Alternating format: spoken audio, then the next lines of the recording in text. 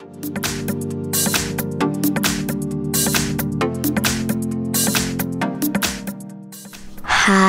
today I would like to show you how you can transfer files from Samsung device to Samsung Galaxy S21.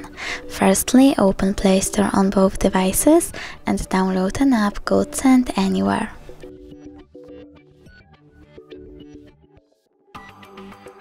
Now open it. Click I accept, choose confirm, click continue and tap on allow. You want to go with send on this Samsung device and receive on Samsung Galaxy S21. Normally you need to tap on all of those dots and click send to send all of your files. But it will take a lot of time, so I will only click this one photo, select send and click got it. From here there are two ways to connect. You can scan QR code or input password. I will click on the scanning icon, select while using the app and scan the code because it's much faster.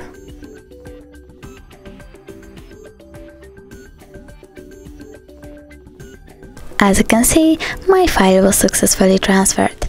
If you wanna check it out for sure, you can always go into My Files, select in my case Images and click on Send Anywhere folder. Thanks so much for watching. If you enjoyed this video, don't forget to leave a like, comment and subscribe. Bye!